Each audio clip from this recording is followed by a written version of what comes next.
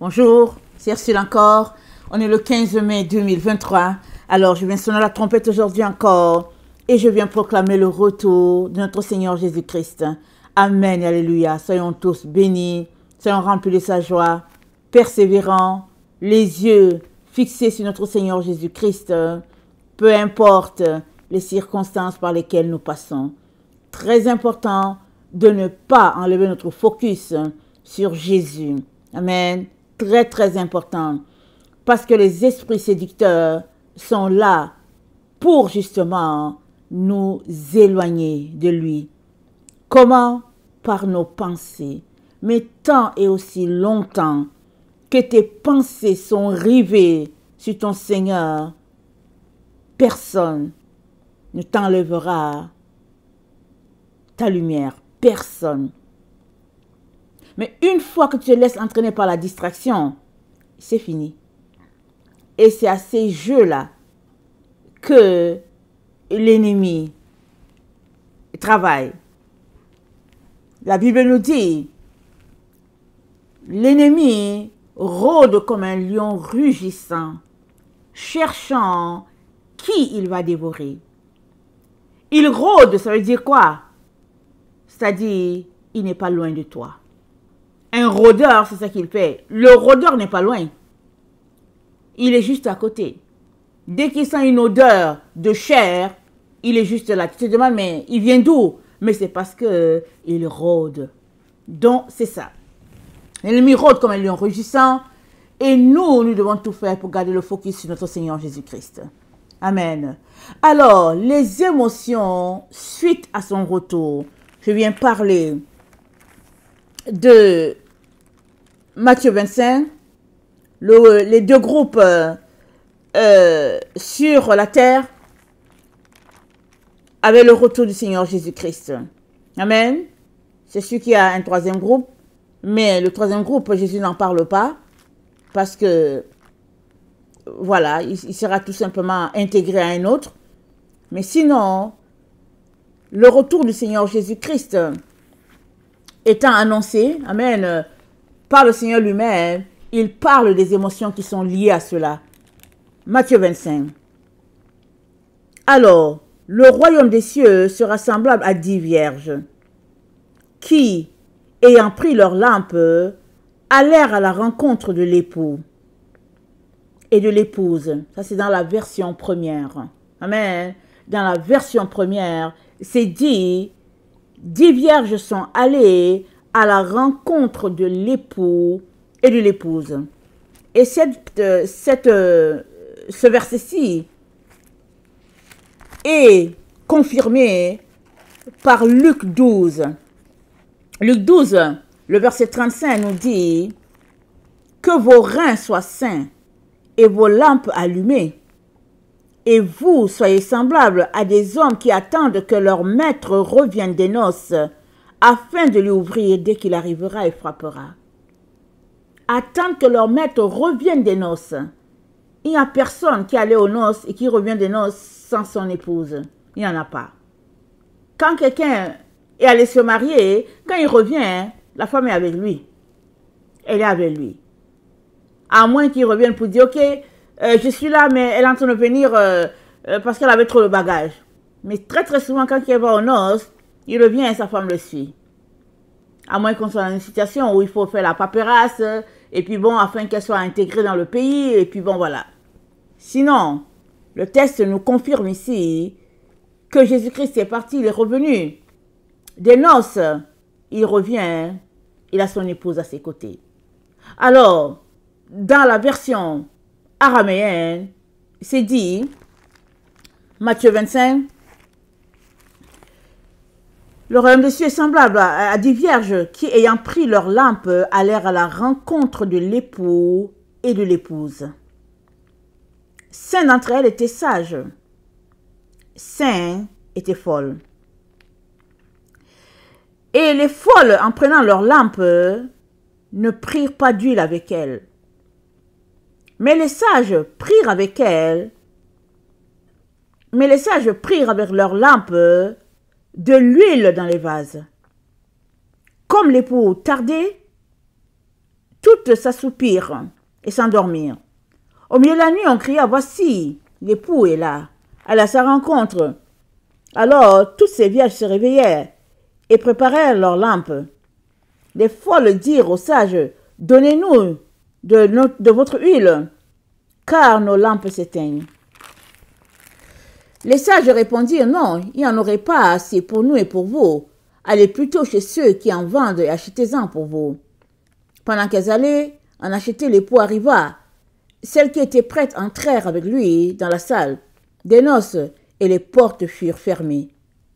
Plus tard, les autres vierges vinrent et dirent, Seigneur, Seigneur, ouvre-nous. Mais il répondit, je vous le dis en vérité, je ne vous connais pas. Veillez donc, puisque vous ne savez ni le jour ni l'heure. On est dans ce temps-là. Amen. On est dans ce temps-là où il est très important d'être prêt à tout moment, à chaque seconde. On est dans ce temps-là. Alors, c'est dit que le royaume des cieux est semblable à 10 vierges. Elles vont à la rencontre de l'époux et de l'épouse.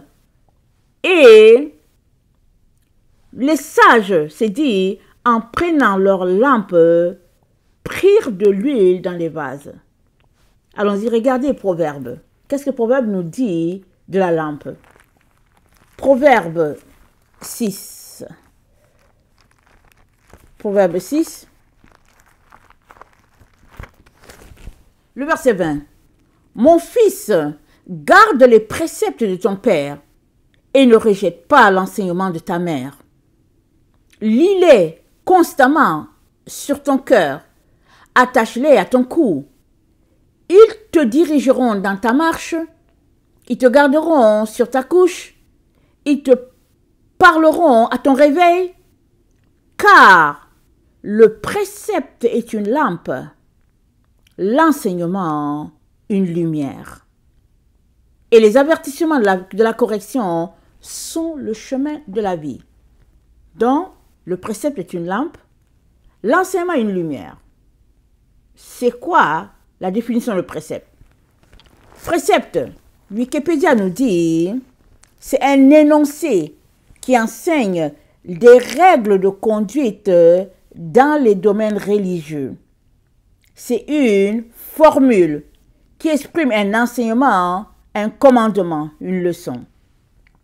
Alors, on peut dire que les 10 séphiros, c'est un précepte. Amen. C'est un précepte parce que c'est une formule qui enseigne les enseignements.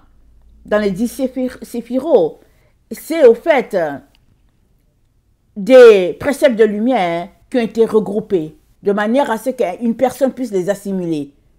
10, ils savent qu'il y a 10.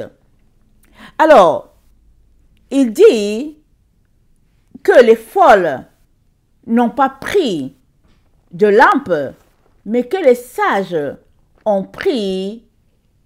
Non, que les folles n'ont pas pris de l'huile dans leur lampe, mais que les sages ont pris avec leur lampe de l'huile. Et nous avons vu que le précepte, c'est... Attendez, qu'est-ce que je veux? On a vu que le précepte est une lampe et l'enseignement une lumière. Donc, les sages, en prenant leur lampe, c'est-à-dire leur précepte, elles ont pris de l'huile. C'est-à-dire, elles ont pris de la lumière. Parce que l'huile, c'est ça qui te permet, c'est le Saint-Esprit, c'est ça qui te permet de voir. C'est-à-dire, s'il n'y a pas de l'huile dans ta lampe, ben, la lampe ne va pas briller. Alors, on a pris l'exemple des séphiros qui sont des préceptes, et puis le précepte, c'est la lampe. Donc, elles avaient avec elles les séphiros, disons-les. Elles avaient l'enseignement des séphiros. Toutes ont reçu cet enseignement-là. Qu'il y a 10 boules de lumière et que une boule, c'est la couronne, l'autre boule, c'est la sagesse bina, l'autre, c'est le chokma, et puis il y a la rigueur. Ils ont reçu tous ces enseignements-là, les deux groupes. Seulement que il y a un groupe qui n'a rien fait avec cet enseignement. Et puis, un autre groupe a cherché à comprendre qu'est-ce que l'enseignement communique. Ça, c'est le groupe des sages. Alors, si on ramène ça à notre niveau, nous les chrétiens, comme ce n'est pas tout le monde qui connaît les séphirots, c'est comme, il y a 10 femmes, elles ont toutes leur Bible en main, 5 ont des connaissances sur les éléments de la Bible et les autres n'ont pas, ils ont juste leur Bible dans leur sac. Elles savent que Jésus-Christ est venu, qu'il est mort et qu'il va revenir les chercher. Et puis, alléluia, ça sera un beau temps. C'est tout ce qu'elles savent. Jésus les a appelées des folles. Les autres qu'il a appelées de sages, elles ont avec eux la Bible, mais elles ont la lumière qui explique la Bible. Et cette lumière, c'est le Saint-Esprit qui est en elles. Voilà pourquoi leur esprit est éclairé. Amen. Alors, donc, les voilà qui partent à la rencontre de l'époux. Et nous sommes informés qu'en cours de route, il y a délai. Amen. Il y a délai, il y a retard. On ne sait pas c'est dû à quoi. Mais on sait seulement qu'il y a un retard. Par rapport à tout ce qui a été organisé ou bien planifié ou bien pensé dans leur cœur. Ça peut être que le retard, c'est qu'elle ne savait pas le temps de Dieu. Ça peut être aussi que le retard, c'est que c'est Dieu lui-même qui a décidé de retarder. On ne sait pas c'est quoi. Toujours est-il que les voilà, dans ce temps d'attente, elles s'assoupissent. Et puis, tout le monde s'endort. Mais, oups, c'est dit quoi? C'est dit, l'époux est là. Parce qu'il y a eu un cri qui est parti. Et le cri d'alarme, c'est pour dire, il est là, il est là, il est là. On dit, le royaume des cieux est semblable à des vierges qui s'en vont à la rencontre de l'époux et de l'épouse. Et puis, on dit, comme l'époux tardait, on va mettre l'épouse aussi, comme l'époux et l'épouse tardaient, toutes s'assoupirent et s'endormirent. Au milieu de la nuit, on cria, voici l'époux, l'épouse, allez à leur rencontre. Alors, les vierges se réveillèrent et puis préparèrent leurs lampes. On va s'arrêter là. Alors, comme je vous ai dit, j'enseigne sur la version araméenne, n'est-ce pas? Mais la version araméenne, elle est en ligne. Si vous allez en ligne, vous allez la trouver. Parce que moi, j'étais allée en ligne et je l'ai trouvée. Mais c'est en anglais, je pense. Je ne sais pas si c'est converti en français. C'est en anglais. Et puis, j'ai aussi trouvé la version araméenne dans une Bible. Je ne sais plus quel type de Bible. Je ne me rappelle plus. Mais je l'ai aussi trouvé dans cette Bible-là. Où c'est dit l'époux et l'épouse. Alors, donc c'est ça. Alors, ceux qui ont traduit, ils ont divisé ça. Ils ont coupé l'épouse. Ils ont jeté et puis ils ont gardé l'époux. Et puis ça peut être un concept peut-être occidental, je ne sais pas. Mais toujours est-il que tout le monde dort et tout le monde est réveillé en même temps par le fait que ça y est. Ce qu'on attendait est enfin là. Le moment que tout le monde attend sur la terre est enfin arrivé. Chacun se lève pour préparer sa lampe, c'est-à-dire pour préparer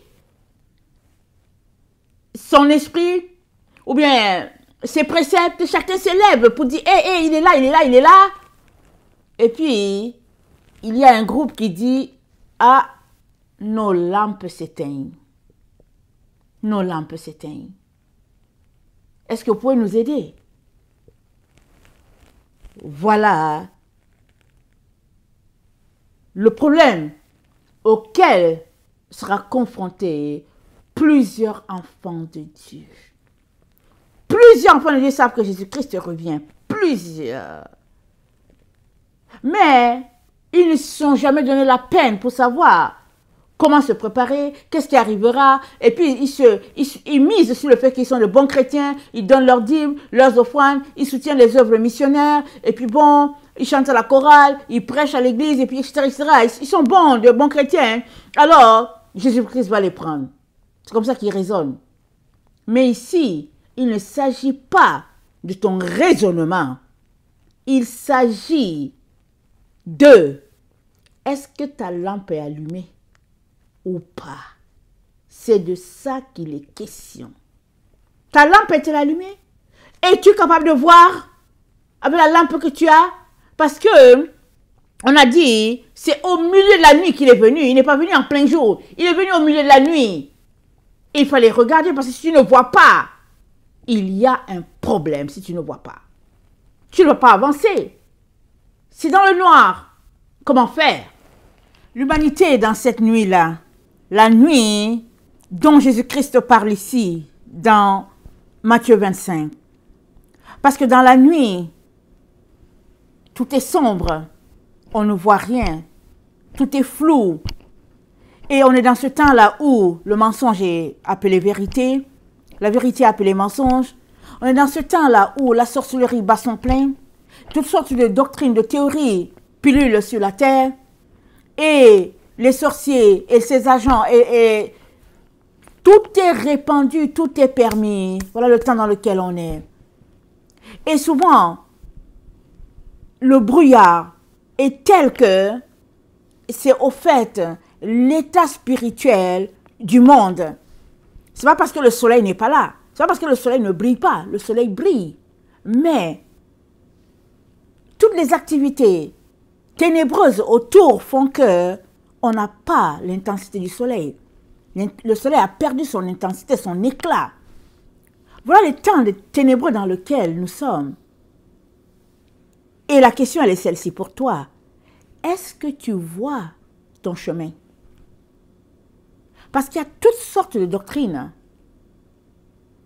Il y a à peu près 3 ou 4 ans, pendant que j'avais déjà été appelée par le Seigneur à prêcher la parole en ligne, amen, et que bon, on se prépare et puis on se préparait toujours pour l'enlèvement, le départ, comme on dit. Le Seigneur me donne un rêve, et dans le rêve, je vois Jésus-Christ qui est en train de marcher sur cette terre. Je le vois bien, en train de marcher, et puis je vois aussi les brebis, un groupe de brebis avec Jésus. Et je suis choquée, vous voyez, c'est un rêve. Mais dans le rêve, c'est le choc pour moi. Parce qu'on est en train de se préparer pour le ciel, pour le grand départ. Comment se fait-il que Jésus-Christ marche sur la terre? Et quand je suis sortie de là, je savais qu'il marchait parce que c'est le millénium sur la terre. Et je savais qu'on était très très proche du temps du repos de 1000 ans.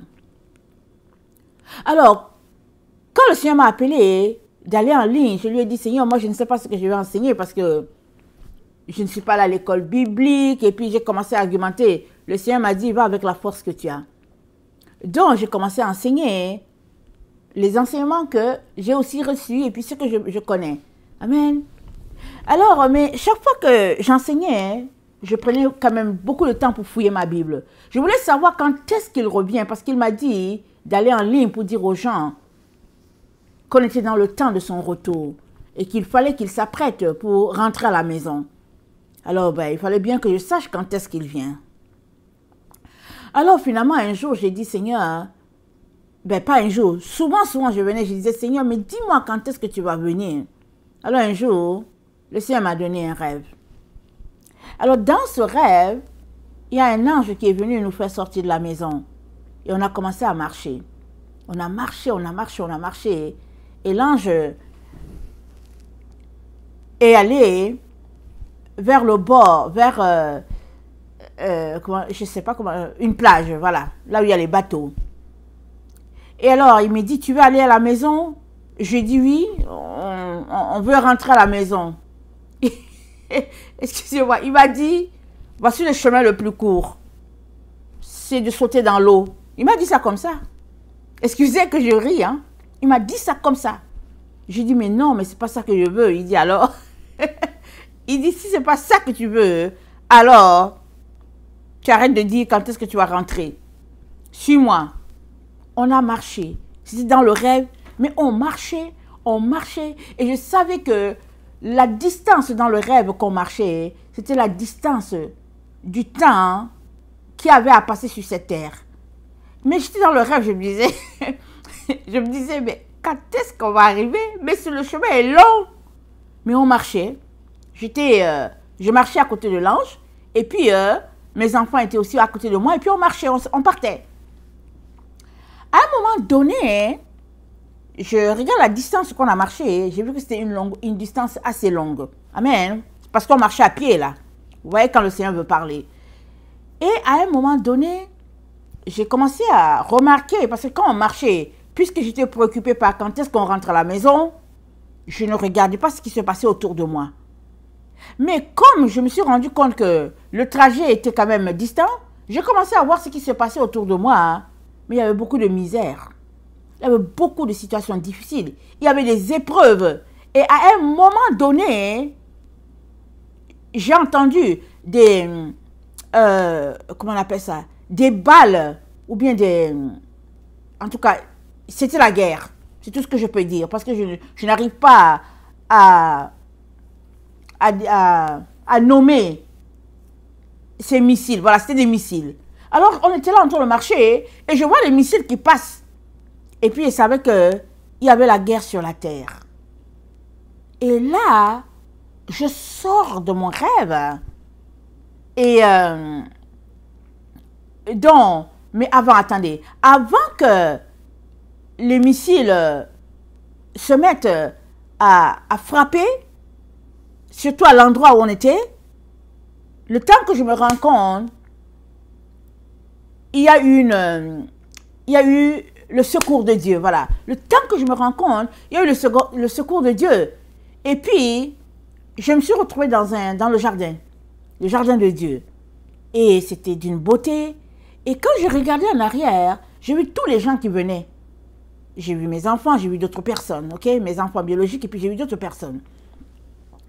Alors, je sors du rêve.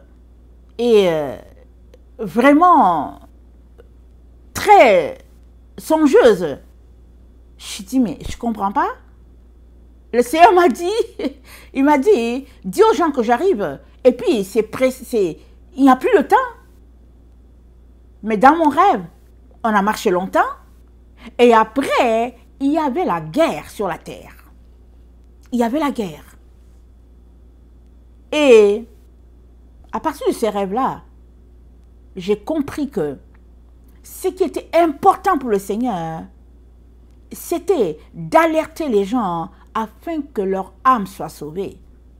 Ce n'était pas d'aller s'asseoir au ciel pour dire on est arrivé au ciel, voilà, on est arrivé. Non, il ne s'agit pas de ça. Il s'agit de dire aux gens que la destruction arrive et de les préparer à se trouver un refuge. Et le refuge, bien sûr, c'est en notre Dieu. Il n'y a pas un autre endroit où on peut trouver notre refuge si ce n'est en notre Dieu, le créateur de tout l'univers. C'est juste en lui que se trouve le refuge, que se trouve le repos. Alors si il y a des gens sur cette terre qui connaissent le Seigneur, mais qui n'ont pas ce repos-là assuré, il y a un problème. Parce que les épreuves qu'il y a sur cette terre correspondent au temps de la nuit. Plus le moment qui annonce le retour du Seigneur se rapproche, plus la nature est déchaînée et les hommes avec. Mais pour tous ceux-là qui ont le Dieu créateur pour refuge, il n'y a pas de quoi craindre. Amen. Dans Ésaïe 4, le verset 2, il est dit, « En ce temps-là, le germe de l'Éternel aura de la magnificence et de la gloire, et le fruit du pays aura de l'éclat et de la beauté pour les réchappés d'Israël. Et les restes de Sion et les restes de Jérusalem seront appelés saints. Quiconque à Jérusalem sera inscrit parmi les vivants, après que le Seigneur aura lavé les ordures des filles de Sion et purifié Jérusalem du sang qui est au milieu d'elle, par le souffle de la justice et par le souffle de la destruction, l'Éternel établira sur toute l'étendue de la montagne de Sion et sur ces lieux d'assemblée, une nuée fumante pendant le jour, et un feu de flamme éclatante pendant la nuit, car tout ce qui est glorieux sera mis à couvert. Il y aura un abri pour donner de l'ombre contre la chaleur du jour, pour servir de refuge et d'asile contre l'orage et la nuit. Il y aura un abri. Amen.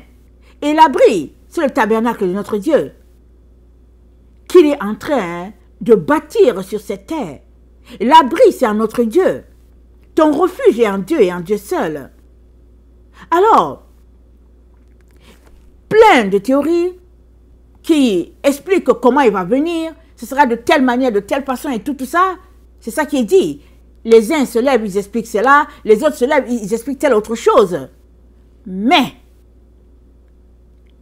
la question à laquelle tu dois répondre aujourd'hui, c'est à savoir, est-ce que ta lampe est allumée? Parce que si ta lampe est allumée, Dieu va te communiquer ce que tu as besoin de savoir. Parce que quand on regarde dans Zacharie 13, Zacharie c'est après Daniel, Ézéchiel, Michée, et puis ben voilà. Donc, dans Zacharie 13, le verset 7, c'est dit, « Épée, lève-toi sur mon pasteur, sur l'homme qui est mon compagnon, dit l'Éternel des armées. Frappe le pasteur, et que les brebis se dispersent, et je tournerai ma main vers les faibles. Dans tout le pays, dit l'Éternel, les 2/3 seront exterminés, périront, et l'autre tiers restera. Je mettrai ce tiers dans le feu, et je le purifierai comme on purifie l'argent. Je l'éprouverai comme on éprouve l'or. Il invoquera mon nom, et je l'exaucerai. Je dirai, c'est mon peuple, et il dira, l'Éternel est mon Dieu. » Maintenant, on peut prendre ce texte-là que je viens de lire et dire que ça s'applique juste à Israël physique. Israël qui est là, au Moyen-Orient. On peut dire que ça s'applique juste à ça. Et ce serait mal connaître le Dieu en qui tu crois. Alors, quand Dieu dit que, il dit quoi? Il dit, dans tout le pays, il parle de la terre entière. Dans tout le pays, sur toute la terre, il y a 2/3 qui seront exterminés. Avec tout ce qui se passe, comme on connaît. Mais Dieu dit, il y a 1/3 qui sera épargné, qui restera. Et ce tiers qui restera là, il dit, je le purifierai comme on purifie l'argent, je l'éprouverai comme on éprouve l'or. Cela nous renvoie directement à Malachie. Dans Malachie 3, voilà ce que notre Dieu dit. Il dit, voici j'enverrai mon messager, il préparera le chemin devant moi, et soudain entrera dans son temple le Seigneur que vous cherchez, et le messager de l'alliance que vous désirez, voici il vient. Dit l'Éternel des armées, qui pourra soutenir le jour de sa venue, qui restera debout quand il paraîtra, car il sera comme le feu du fondeur, comme la potasse des foulons. Il s'assiera, fondra et purifiera l'argent. Il purifiera les fils de Lévi. Il les épurera comme on épure l'or et l'argent. Ils présenteront à l'Éternel des offrandes avec justice. Alors l'offrande de Juda et de Jérusalem sera agréable à l'Éternel. Comme aux anciens jours, comme aux années d'autrefois, je m'approcherai de vous pour le jugement.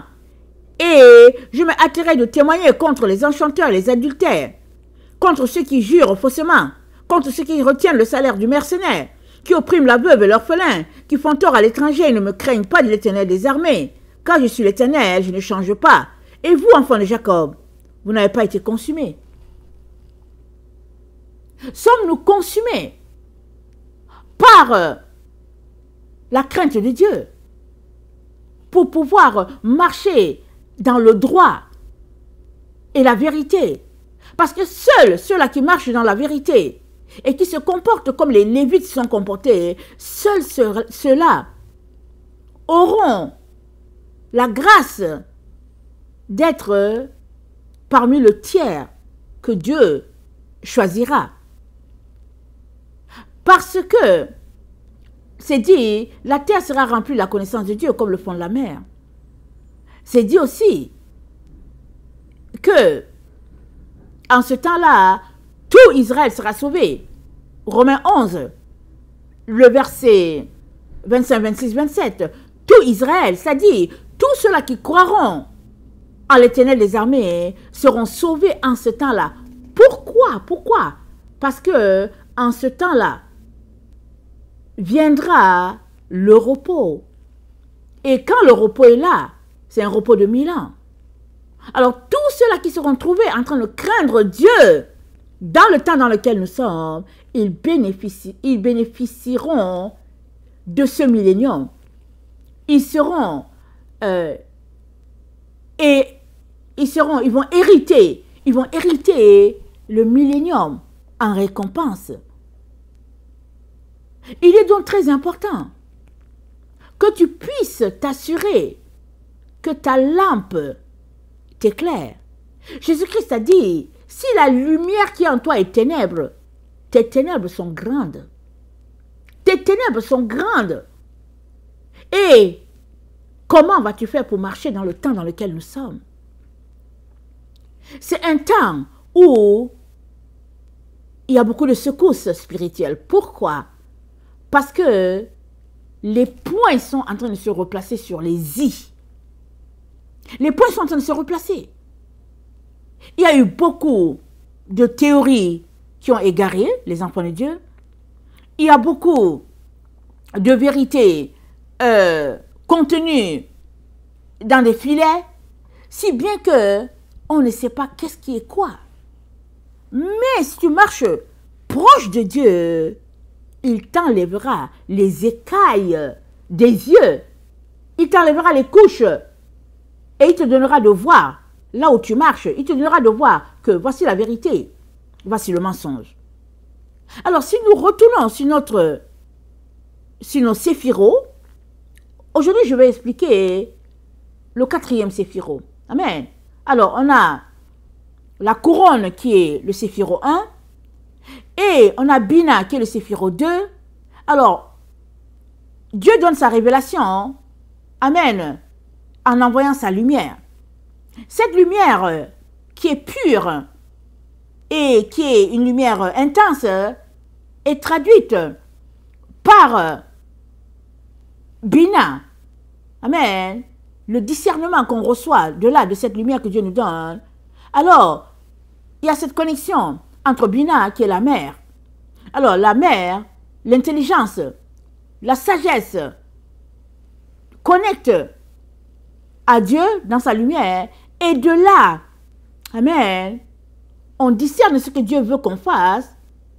Et on travaille, on pose des actions pour pouvoir concrétiser cette lumière Bina en Chokma.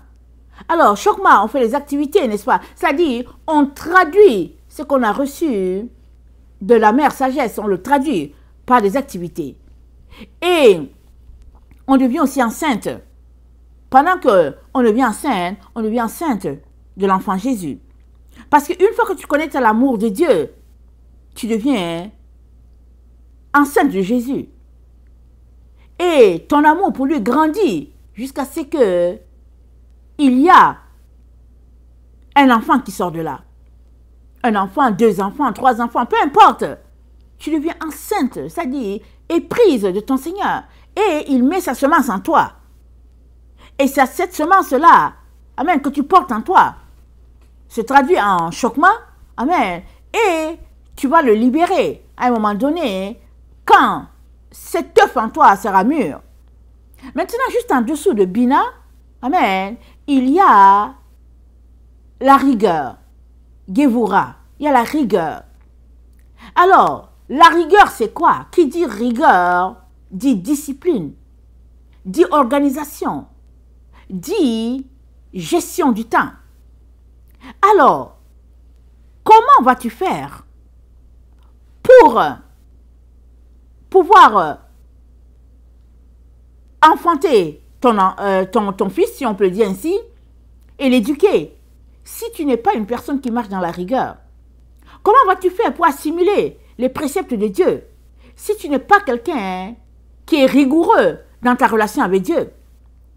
Parce que, une fois que Dieu te donne sa révélation, sa lumière, Que ce soit par un rêve, prenons quelqu'un qui fait un rêve, et il fait un rêve, il rêve qu'il a vu Jésus, et puis que Jésus-Christ l'a amené avec lui. Supposons quelqu'un qui rêve comme ça, il ne connaît pas Jésus, il ne sait rien. Il rêve, il voit ce monsieur-là, et quand il sort de son rêve, il sait que c'est Jésus. Alors, supposons qu'il ne fait rien, qu'il dit seulement j'ai rêvé de Jésus, et puis ben voilà. Mais rien ne sera fait dans sa vie.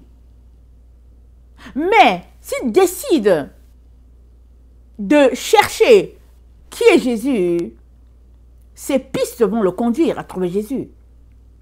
Alors, suppose qu'il vient d'une religion qu'il ne sait pas c'est quoi, mais il sait, en sortant de son rêve, il sait que le monsieur qu'il a vu dans son rêve, c'est Jésus, le sauveur des chrétiens.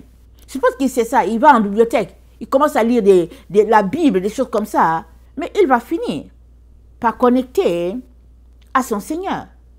Il va se mettre à prier, à dire Seigneur, aide-moi. Il va organiser son temps de telle sorte que Jésus-Christ soit prioritaire dans sa vie. Tout ça, ça fait partie de la rigueur. Mais si toi, tu dis que tu marches avec Jésus et que dans ta vie, nulle trace de rigueur n'est trouvée, je ne sais pas comment tu vas faire pour t'en sortir. Parce que on est dans les temps des ténèbres. On est dans la nuit. Il faut que tu puisses voir.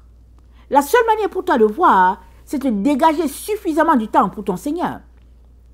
Suppose que tu as 4 heures dans la journée que tu veux offrir au Seigneur Jésus-Christ. Tu as 4 heures que tu peux offrir au Seigneur Jésus-Christ. Ok? Alors tu peux prendre tous les 4 heures pour dire tous les 4 heures ça sera à Jésus. Ou bien tu peux prendre juste 30 minutes pour Jésus. Et puis 3 heures sur Internet. Et puis 1 heure à jouer au soccer. Peu importe comment tu organises ton temps. Mais les 30 minutes que tu as pris pour Jésus, on reconnaît que c'est petit par rapport aux 4h30 que tu avais. Alors pour quelqu'un qui veut avoir de la lampe ou bien de la lumière pour pouvoir marcher dans ce temps de ténèbres, je ne vois pas comment tu vas faire pour t'en sortir en accordant à Jésus-Christ 30 minutes et puis à rester 3 heures sur Internet et puis peut-être 30 autres minutes pour aller jouer ton soccer. Ça veut dire que ton cœur penche vers Internet. Et ça veut dire que tes ténèbres vont s'intensifier encore. Or, si tu as 4h30 de ton temps, ou bien si à chaque jour, sur les 24 heures, tu as 4h30, et que tu donnes 3 heures à Jésus-Christ, sache que les 3 heures que tu auras données à Jésus-Christ vont servir à ce que Dieu dissipe les ténèbres sur ton chemin. Alors qu'il fait tout noir autour de toi, toi tu as de la lumière sur tes yeux. Tu vois très bien et tu marches. La parole de Dieu dit quoi? Elle dit ta parole est une lampe à mes pieds, une lumière sur mon sentier. Alors que tout autour c'est noir, sur ton sentier à toi, il y a la lumière de Dieu. Et tu es en train de marcher et tu sais où tu t'en vas. Voilà pourquoi, quand il a été dit que le roi est là, attendez, le royaume, il a été dit, voilà, il a été dit que l'époux est là, amen, on dit, elle dormait d'abord, toutes les 10 dormaient, elles se sont assoupies, parce qu'ils ont tellement attendu, et puis finalement, ils se sont assoupis. Mais quand on a dit l'époux est là, ce sont celles-là qui ont préparé leurs lampes, qui voyaient, qui ont été appelées des sages. Les autres ont dit, quand elles se sont mises à prêter leurs lampes, elles ont dit, on n'a pas assez d'huile. Est-ce que vous pouvez nous aider? On n'a pas assez d'huile. Alors, avec les préceptes que tu as en main de Jésus, est-ce que tu comprends ces préceptes? Avec la Bible que tu as en main, est-ce que tu la comprends? Est-ce que tu comprends le plan du salut, les différents éléments qui sont là? Est-ce que tu comprends le plan de Dieu pour toi. Parce que si tu ne comprends pas, et qu'on te dit que Jésus est là, tu ne sauras pas quoi faire. Voilà pourquoi il est très très important, dans le temps dans lequel nous sommes, de passer son temps à savoir qu'est-ce que Dieu a dit en réalité et qu'est-ce qu'il n'a pas dit. Qu'est-ce qui vient de Dieu et qu'est-ce qui vient des hommes? Parce que ce qui vient de Dieu, c'est ça la lumière, et ce qui vient des hommes, c'est ça les ténèbres. Et c'est dit au verset 9, les sages répondirent, non, nous n'avons pas assez pour nous et pour vous. Allez plutôt chez ceux qui en vendent et achetez-en pour vous. Pendant qu'elles allaient en acheter, l'époux arriva. Pendant qu'elles allaient, l'époux arriva. Donc, elles ont été en retard pour ce qui est d'aller chercher de l'huile. L'époux est arrivé au temps où c'est là qu'elles sont réveillées qu'il fallait qu'elles aillent prendre de l'huile. C'est là qu'elles sont réveillées. Maintenant, elles ont quand même décidé de se mettre en route. Mais quand elles sont revenues, la porte était fermée. Il dit, la porte était fermée. Et celles qui étaient prêtes entrèrent dans la salle de noces. Où se trouve la salle de noces? Quand on lit cette parabole, on pense que la salle de noces, elle est au ciel. Mais la salle de noces, elle est sur la terre. Et la salle de noces, c'est la doctrine de Christ. C'est tout ce qui se rapporte à la doctrine de Christ. C'est tout cela qui sont en train de bâtir la maison de Dieu, en train de monter les murs de la Nouvelle Jérusalem. C'est ça, l'enceinte. Parce que Dieu n'a pas changé. Il n'a jamais changé d'enceinte. Parce que c'est dit, qui montera à la montagne de l'Éternel? Celui qui a les mains pures. Et c'est dit encore que la montagne de l'Éternel, c'est en Sion. On va lire, je n'avais pas préparé le texte, mais un texte me vient, je pense, le psaume 89, si j'ai bonne mémoire. Donc, dans le psaume, disons, attendez, là j'ai le psaume 89.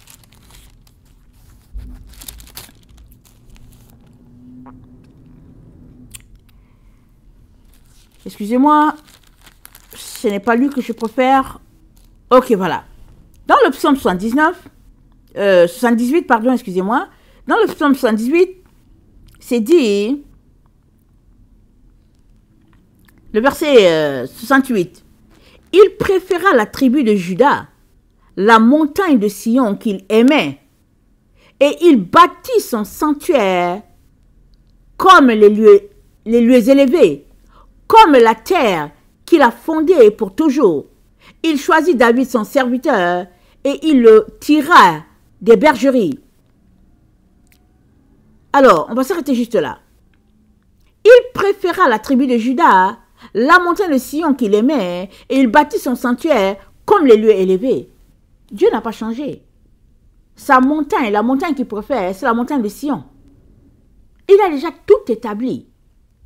Il nous demande juste d'entrer dans ce qu'il a déjà établi. Il nous demande de nous associer à lui et de continuer l'œuvre qu'il a déjà préparée d'avance pour chacun d'entre nous.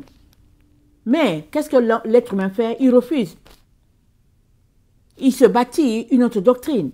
Voilà pourquoi il y a des milliers de doctrines sur la terre à propos de Jésus, alors que c'est dit que Dieu préfère la montagne de Sion et qu'il a déjà établi les choses.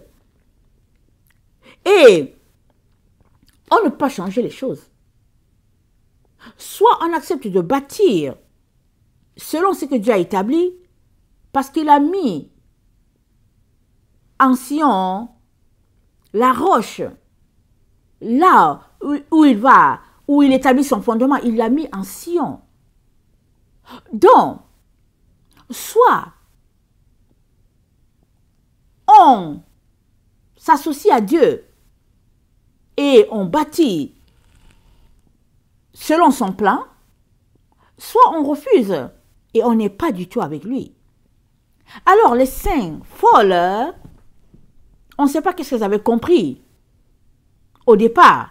Mais à un moment donné, elles se sont rendues compte que elles avaient besoin d'huile pour leur lampe. C'est-à-dire, elles avaient besoin de comprendre les préceptes qu'elles avaient dans leur esprit. Elles avaient besoin de comprendre ça. Donc, elles sont parties à la recherche de compréhension. Parce que la lampe, c'est pour éclairer. Elles sont parties donc à la recherche de compréhension, de vérité, pour savoir, mais qu'est-ce qui a été dit, qu'est-ce qui n'a pas été dit. Et pendant qu'elles étaient là en train de dire que c'est maintenant qu'elles vont se mettre à étudier pour comprendre, la salle de noces a été fermée. Alors, es-tu prêt pour la salle des noces? Es-tu prêt? Ou as-tu une théorie qui te fait rêvasser? Si bien que, au lieu de bâtir, de remplir ta lampe pour que tu aies assez de lumière, tu es assis là en train de rêvasser, en train de dire que tu vas planer et que tu vas t'en aller de la terre. Qu'es-tu en train de faire? Parce qu'on vient de lire dans Zacharie, on vient de lire clairement dans Zacharie 13 qu'il y a un tiers qui sera épuré. Le verset 8, Zacharie 13, dans tout le pays dit l'Éternel, les 2 tiers seront exterminés et périront, et l'autre tiers restera. Je mettrai ce tiers dans le feu. Je le purifierai comme on purifie l'argent. Je l'éprouverai comme on éprouve l'or. Il invoquera mon nom, et je l'exaucerai. Je dirai, c'est mon peuple, et il dira, l'Éternel est mon Dieu. Et si nous regardons Malachie 4, nous sommes informés que, au verset 2, Dieu dit, mais pour vous qui craignez mon nom, se lèvera le soleil de la justice, et la guérison sera sous ses ailes. Vous sortirez et vous sauterez comme des veaux d'une étable, et vous foulerez les méchants, car ils seront comme de la cendre sous la plante de vos pieds, au jour que je ne peux pas, dit l'Éternel des armées. Mais comment il y a un groupe qui foulera le méchant si les choses se passaient au ciel? Le méchant n'a pas accès au ciel. Donc les choses se passent sur la terre. Alors Dieu dit, pour ceux-là qui craignent son nom, il dit, il y a la guérison qui arrive, mais il dit, vous sortirez et vous sauterez. Mais ils sortiront d'où? Ils sortiront de leur cachette. Ils sortiront de leur cachette. Parce qu'ils sont cachés dans l'enceinte de Dieu, dans le tabernacle de Dieu, dans la maison de Dieu. C'est là qu'ils sont cachés. C'est là qu'ils sont en train d'étudier les Écritures. C'est là qu'ils sont en train de s'enraciner. C'est là qu'ils sont en train de se fonder, en train de bâtir en profondeur pour poser leurs différentes pierres, l'améthyste et toutes les pierres qui s'y rattachent. C'est là, ils sont concentrés à bâtir sur le roc que Dieu a placé, la pierre angulaire. Ils sont en train de bâtir dessus. Et cette pierre angulaire n'a pas juste été placée pour Israël géographique. Elle a été placée pour toutes les personnes qui acceptent Jésus-Christ comme leur sauveur et qui ont décidé de marcher selon lui. Et chaque personne est appelée à bâtir sur ce fondement qui est notre Seigneur Jésus-Christ. Et ce fondement, Jésus-Christ l'a établi sur la montagne de Sion. Ce n'est pas ailleurs. Il est donc très important que nous sortions de tout ce que nous croyons qui n'est pas ce que Dieu dit. Parce que tant et aussi longtemps que tu restes dans le mensonge, tu n'auras pas de lumière. Parce que le mensonge sont les ténèbres.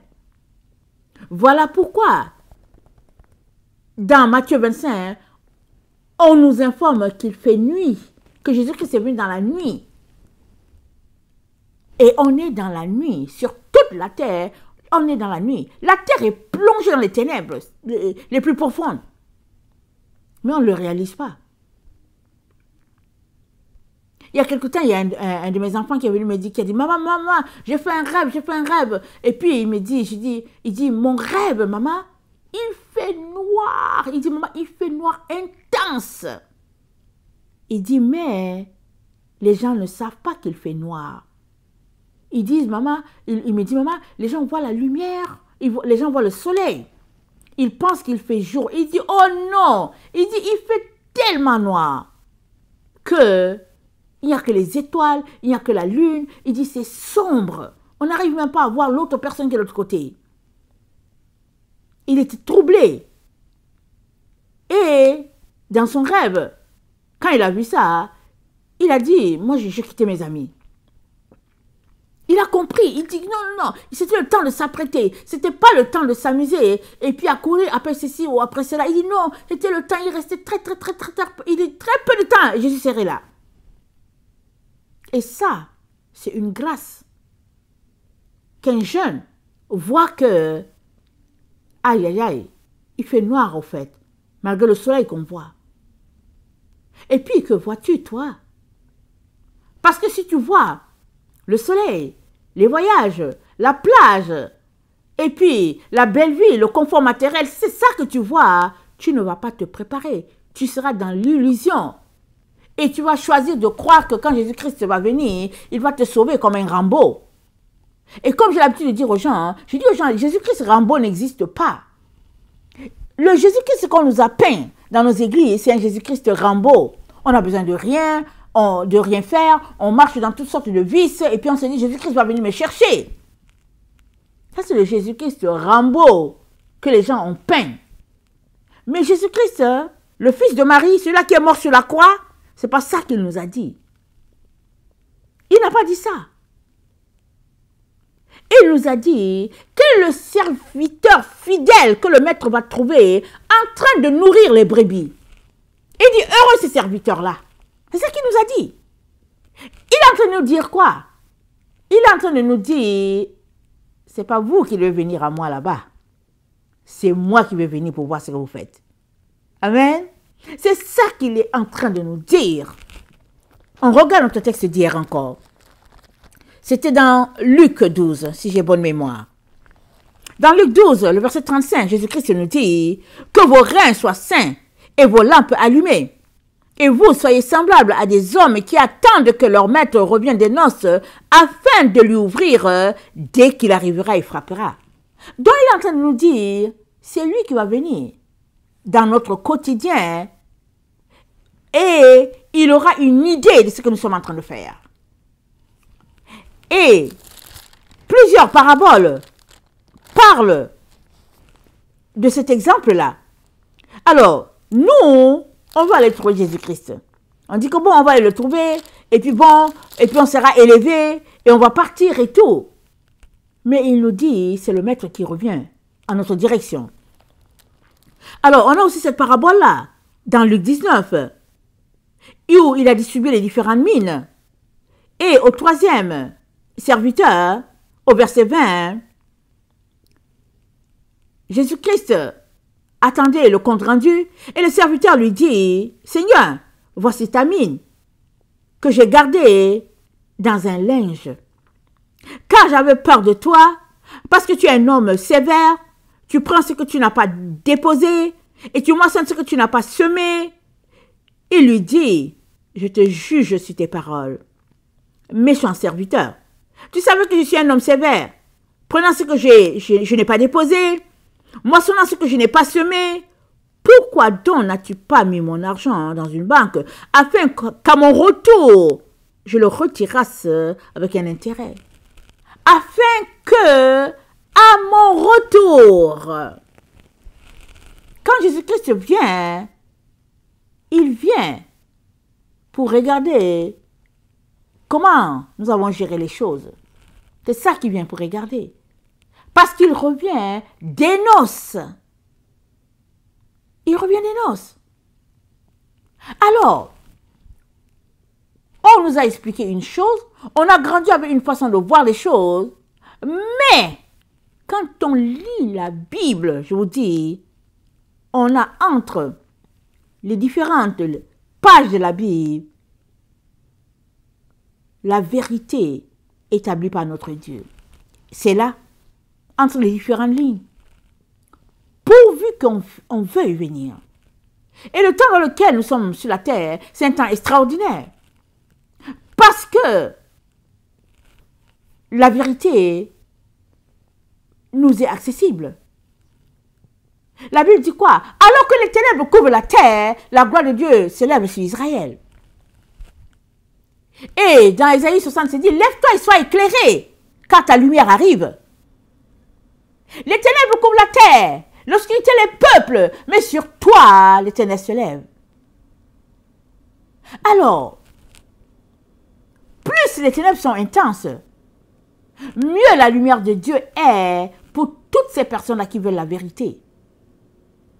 Veux-tu te déconnecter de toutes ces théories-là, de tous ces slogans-là, de tous ces enseignements qui, au fait, ne font que t'enliser? Et si bien que tu ne sais pas où est la vérité et puis ton pied est pris. Veux-tu sortir de là? Prendre du temps à l'écart avec ton Seigneur pour chercher où se trouve la vérité. L'Esprit de Dieu va t'enseigner. L'Esprit de Dieu est là pour te conduire dans toute la vérité. On a plein de preuves que la salle des noces, elle est sur la terre. Elle est sur la terre. Il y en a qui ont réussi à entrer dans la salle de noces, dans Matthieu 22. Ils ont réussi à entrer dans la salle de noces. Seul problème, ils n'ont pas changé leurs vêtements. Ils ne voulaient pas changer leurs vêtements. Ils avaient un vêtement propre. Ils sont entrés dans la salle de noces, ça veut dire qu'ils avaient accepté Jésus-Christ dans leur vie. Parce que tu ne peux pas entrer dans la salle de noces si tu n'as pas Jésus-Christ dans ta vie. Donc, ça veut dire qu'ils ont Jésus-Christ dans leur vie. Seul problème, ils ne se sont pas réconciliés avec la doctrine de Jésus-Christ. Parce que, Matthieu 22, le verset 11, c'est dit que le roi est entré dans la salle. C'est-à-dire que Dieu est entré dans la salle. Et il aperçut là un homme qui n'avait pas revêtu un habit de noces. Il lui a dit, mon ami, comment es-tu entré ici sans avoir un habit de noces? Cet homme eut la bouche fermée. Alors le roi dit au serviteur, liez-lui les pieds et les mains et jetez-le dans les ténèbres du dehors où il y aura les pleurs et les grincements de dents. Et nous savons tous que quand il y a noces, les modalités viennent souvent de la famille de la mariée. Alors on dit, bon, si tu viens, voilà, on veut que tu sois habillé de telle couleur, que tu aies des chaussures de ceci, cela, on veut que la salle soit décorée ainsi. En tout cas, la famille de la mariée ou la mariée, elle envoie des préférences pour ses couleurs, pour ce qu'elle aimerait voir et tout.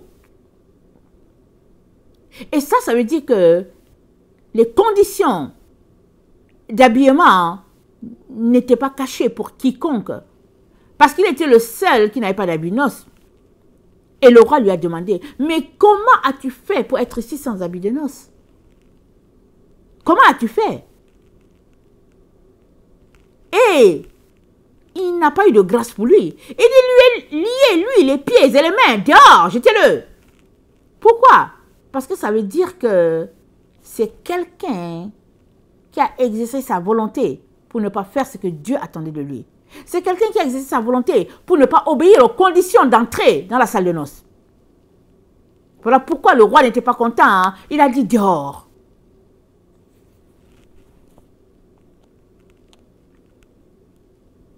Des 10 vierges, 5 sont entrées. Aux 5 autres, la porte a été fermée. Et le Seigneur Jésus-Christ a dit, après avoir fermé la porte, leur avoir fermé la porte au nez, ou bien presque au nez, il dit, On est dans Matthieu 25, excusez-moi. C'est dit, plus tard les autres vierges vinrent et dirent, Seigneur, Seigneur, ouvre-nous. Mais il répondit, je vous le dis en vérité, je ne vous connais pas. Veillez donc, puisque vous ne savez ni le jour ni l'heure. Veillez donc, le secret se trouve dans veiller. Veiller. Fais-tu partie des gens qui veillent ou bien es-tu un dormeur? Comment gères-tu ton temps? Il est important que tu te mettes à être un veilleur. Il est important. Si maintenant tu ne veilles pas, mais quand tu auras le repos de 1000 ans, tu vas faire quoi? Je ne dis pas que dans 1000 ans tu dors, mais non. Le millénaire, c'est un temps de repos, de tranquillité de l'esprit. On est paisible. On n'a plus à craindre les exactions de l'ennemi. On n'a plus à craindre. La paix sera sur toute la terre. Voilà pourquoi Dieu dit que le loup dormira avec l'agneau. Et dans un même gîte, il y aura le serpent et puis un autre animal. Ça dit, la paix va régner sur la terre. Dans ce temps de millénium, un temps de repos. Repos de l'âme, repos des activités pénibles, repos de l'esprit. C'est maintenant qu'il faut que tu veilles. Pour que Dieu te donne tout ce dont tu as besoin. Pour que ta lampe puisse éclairer. Et que tu puisses voir où est-ce que tu marches. Que tu puisses voir ce qui se passe.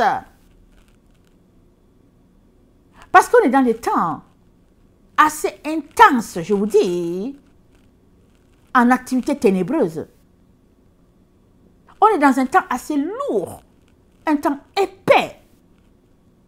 Mais seuls ceux qui veillent savent de quoi je parle. Parce que si tu dors seulement, hein, ben, tu vas continuer à dormir. Tu dormiras parce que tu ne sauras rien. Seule la personne qui veille sait qu'il y a du bruit à quelque part. Il sait qu'il faut se mettre à genoux pour prier parce que ça chauffe.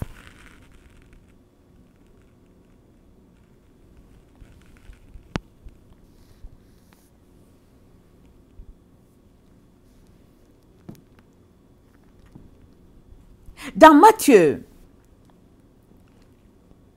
22, les Sadduciens et les pharisiens, ils étaient dans un débat pour savoir, au fait, qui des 7 frères aura la femme comme épouse.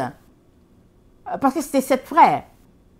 Le premier est mort, le second l'a hérité, le troisième l'a hérité, etc., etc. La pauvre femme, elle était juste en train de se faire hériter par les frères. Elle est pauvre, n'est-ce pas? Elle était malheureuse, la pauvre. Moi, je dis la pauvre parce que elle est partie. Et puis, en tout cas, c'est chacun qui héritait de la femme. Et finalement, la question, c'est, mais à la fin, de qui sera-t-elle la femme? Écoutez ce que Jésus-Christ leur dit. Au verset 29, Jésus-Christ répondit, vous êtes dans l'erreur, parce que vous ne comprenez pas les Écritures, ni la puissance de Dieu. Car à la résurrection, les hommes ne prendront point de femmes, ni les femmes de mari, mais ils seront comme les anges de Dieu dans le ciel. Jésus-Christ leur dit, vous êtes dans l'erreur. L'erreur, c'est quoi? C'est la nuit, c'est les ténèbres. Tant que l'erreur dure dans ton esprit, ben, c'est les ténèbres aussi qui durent, les ténèbres qui nous dit Jésus-Christ va revenir. Et nous allons lui rendre compte de comment nous avons géré ce qu'il nous a confié. Mais nous sommes juste préoccupés parce que nous voulons nous envoler d'ici, nous voulons nous en aller. Nous sommes juste préoccupés par cela. Mais est-ce que tu as déjà fait le travail qu'on t'a confié? Est-ce que tu as fait fructifier ce qu'on t'a donné? Et tu es pressé de t'envoler, de partir. Mais tu pars où? Tu pars où? Parce que si tu sais au moins où tu pars, ça c'est bien. Parce que tu sais que, ok, je vais aller, je vais trouver ma maison, je vais faire ceci, je vais faire cela. Mais qu'est-ce que Jésus-Christ a dit à propos de la maison qu'il nous a préparée? Il a dit, on va regarder dans Apocalypse. Dans Apocalypse 3, le verset 12, il dit, celui qui vaincra, je ferai de lui une colonne dans le temple de mon Dieu. Il n'en sortira plus. J'écrirai sur lui le nom de mon Dieu et le nom de la ville de mon Dieu, de la nouvelle Jérusalem qui descend du ciel, d'auprès de mon Dieu et mon nom nouveau. Donc il écrit au vainqueur, il dit qu'il va écrire son nom dans le temple de Dieu. Et puis son nom sera écrit dans le temple qui est la nouvelle Jérusalem. Mais dans Apocalypse 21, on est informé que la nouvelle Jérusalem, elle descend du ciel. On n'est pas informé, on ne nous dit pas que la nouvelle Jérusalem est dans le ciel, en haut. Non, c'est dit, la nouvelle Jérusalem, c'est ça que j'en dis. Il dit, puis je vis le nouveau ciel et la nouvelle terre, car le premier ciel et la nouvelle terre avaient disparu. Et je vis descendre du ciel d'auprès de Dieu la ville sainte. Donc Jean voit la nouvelle Jérusalem descendre du ciel. Et elle descend, pourquoi apporter sur la terre? C'est ça que Jean voit. Alors, la maison que Dieu nous prépare, tout nous montre que, en tout cas, la terre est un lieu préparé par Dieu, un lieu qui regorge de beaucoup de surprises. Alors, au lieu de passer ton temps à tourner les yeux vers le haut pour dire que tu vas t'envoler, rentre en toi-même, prends les Écritures et fouille pour voir ce que Dieu dit en réalité. Dans Apocalypse 2, le verset 26, Jésus-Christ dit, « À celui qui vaincra et qui gardera jusqu'à la fin mes œuvres, je donnerai autorité sur les nations. Il les pètera avec une verge de fer, comme on brise les vases d'argile, ainsi que moi-même j'en ai reçu le pouvoir de mon Père. Je lui donnerai l'étoile du matin, que celui qui a les oreilles entende ce que l'Esprit dit aux églises. Celui qui vaincra, qui gardera jusqu'à la fin mes œuvres, il aura autorité sur les nations. » Alors, il gère les nations, il aura autorité, les nations c'est ici sur la terre. Apocalypse 2, le verset 7, que celui qui a les oreilles entende ce que l'Esprit dit aux églises. À celui qui vaincra, je donnerai à manger de l'arbre de vie qui est dans le paradis de Dieu. Jésus qui lui donne quoi à manger? L'arbre de vie. Et on est dans le temps où plusieurs enfants de Dieu mangent déjà à l'arbre de vie. Parce que les chérubins qui ont été placés là donnent l'accès déjà à plusieurs personnes de manger à l'arbre de vie. Et l'arbre de vie, c'est pour les gens qui ont décidé de marcher selon les commandements de Dieu. Parce que l'arbre de la connaissance du bien et du mal, c'est pour tous ceux-là qui marchent sur la voie de Laodicée, qui disent qu'ils sont à Jésus, mais dès qu'ils ne sont pas contents des commandements de Dieu, ils vont dans le monde. Ils ont un pas dans le monde, un pas avec Jésus. L'arbre de vie, ce n'est pas pour eux. Alors, on est vraiment dans ce temps-là, historique, mémorable, ce temps glorieux, où la lumière de Dieu est répandue pour tous ceux-là qui veulent la vérité. Alors, c'est aussi accessible pour toi.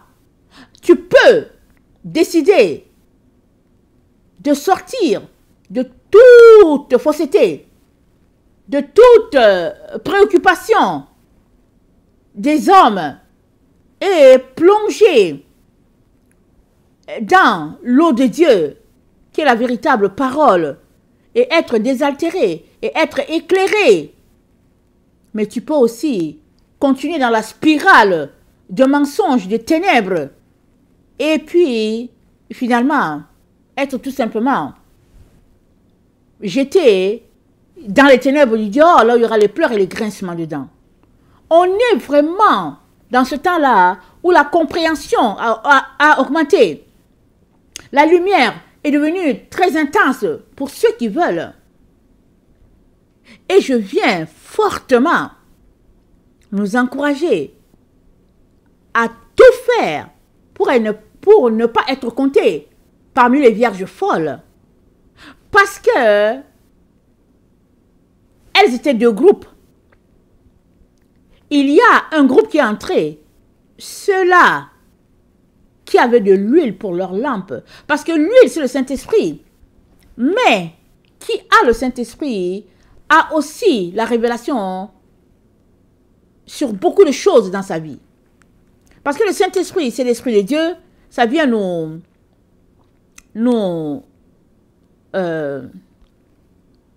équiper, voilà, ça vient nous équiper pour le royaume, pour le ministère. C'est pourquoi le Saint-Esprit est là. Et là où le Saint-Esprit est, la sagesse aussi est là. Et tous ces éléments-là ont été donnés aux enfants de Dieu par Dieu le Père lui-même, pour notre épanouissement, pour que nous puissions délecter les œuvres de Dieu. Si tu passes à côté, tu seras tout simplement pris dans la séduction et entraîné par les esprits séducteurs qui vont t'entraîner très loin.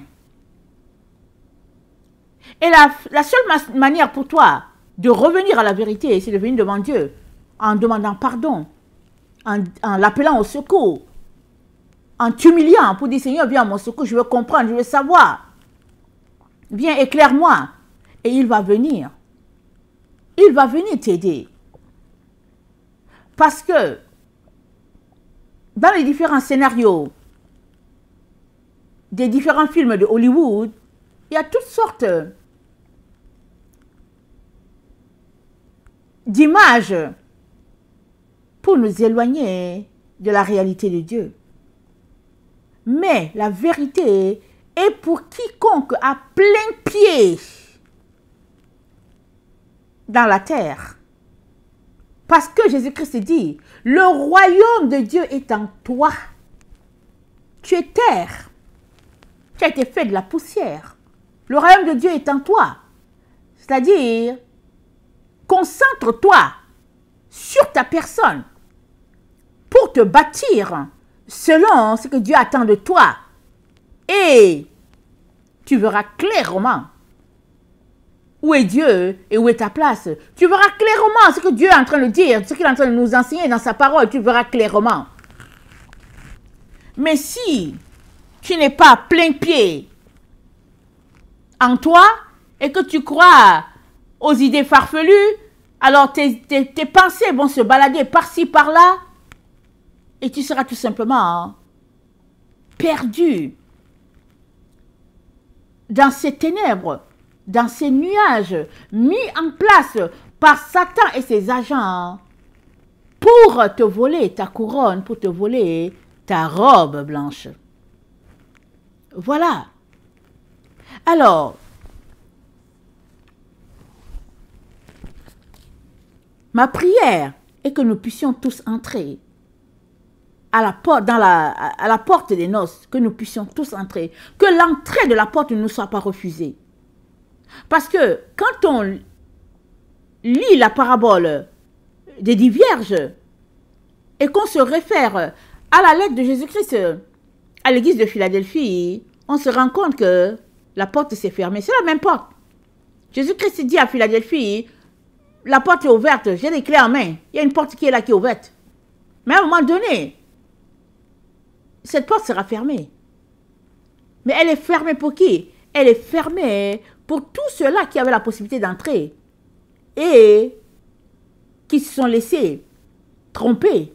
Elle sera fermée pour eux. Mais pour tous ceux-là qui seront entrés, Zacharie 2, le verset 4 dit, Jérusalem sera une aire ouverte. Ce sera ouvert. Pour ceux-là, ils entreront, ils sortiront, ils auront du pâturage. Alors,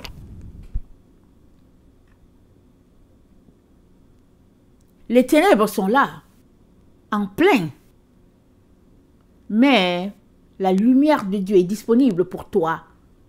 Si tu veux sortir de tes croyances et épouser la vérité de Dieu, il y a du pâturage pour toi et pour tout cela que tu amèneras au Seigneur.